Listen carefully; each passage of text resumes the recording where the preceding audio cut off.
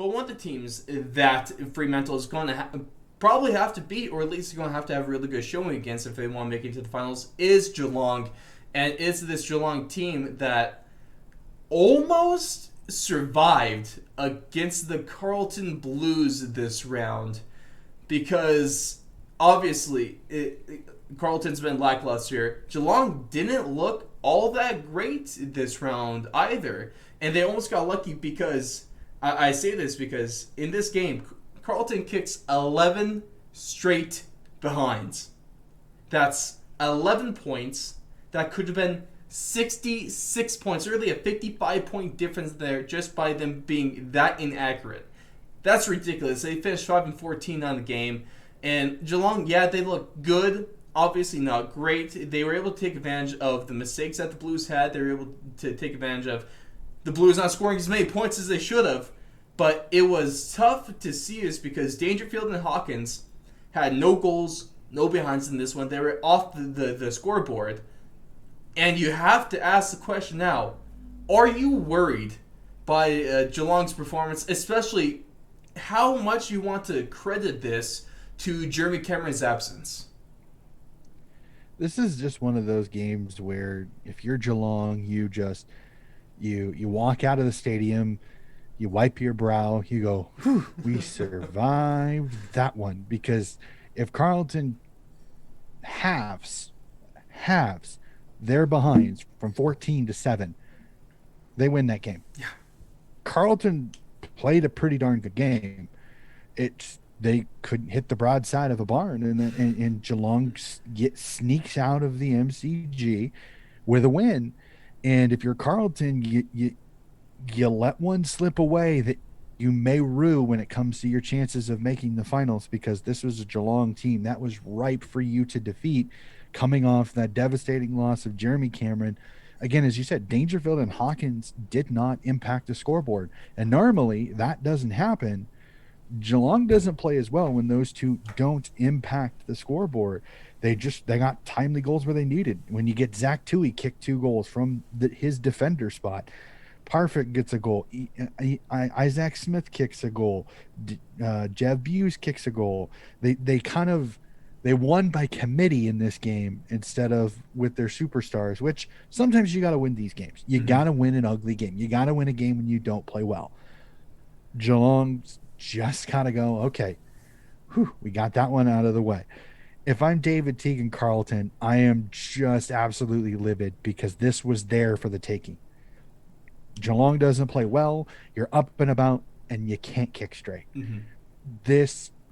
I think this game will cost Carlton their renewed chances of making the finals after winning 2 in a row. There was a shot. The mathematics were there. With 6 games left, it is still possible for Carlton to get there, but it is going to take a lot of help because of the fact that they do have that gap of 8 points. So you're down 2 games. So you're going to have to hope that several of the teams ahead of you lose and you win. And right now, you're not consistent enough winning games for you to really look at it that way. I mean, my cutoff, as I look at it, is Carlton. I think Gold Coast, who is at the same percentage, but a little bit lower percentage-wise, but the same number of points, I think that's where your cutoff is. As Collingwood, some people would say, well, there's still mathematics we could get there. No, Collingwood, you're not. Nah. I just don't think you're going to get 4 games to go your way. Yeah. Out of 6. So I think you're Carlton and Gold Coast, I think, are in somewhat, they're pushing it. They're just, but this week is almost if I'm Gold Coast and Carlton, it's almost go 6-0 and you got to have help. You have to have help.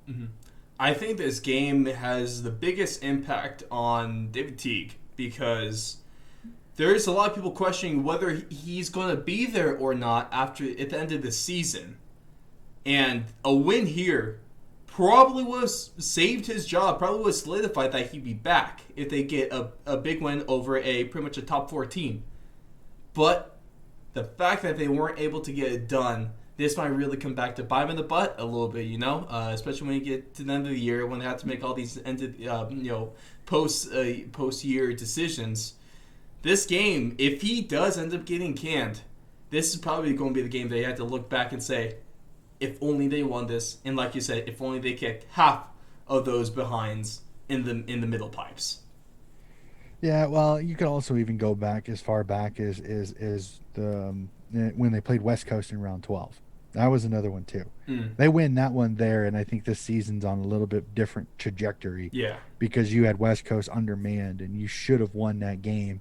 Yes, it was the SCG, but you were facing an undermanned West Coast team that was basically playing a waffle team, and you still fell short. So I agree. This one does not look good on Teague, but we'll have to see. I mean, their run home is quite interesting with Collingwood this week, followed by North, St. Kilda, Gold Coast, Port, and GWS. So it's not impossible. No, not impossible. But it is.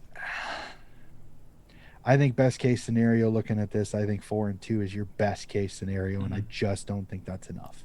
Yeah, obviously it sucks to say it, but it's just about the season over for Carleton right now. You're probably going to be looking more for moral victories than actual victories that get you into the finals.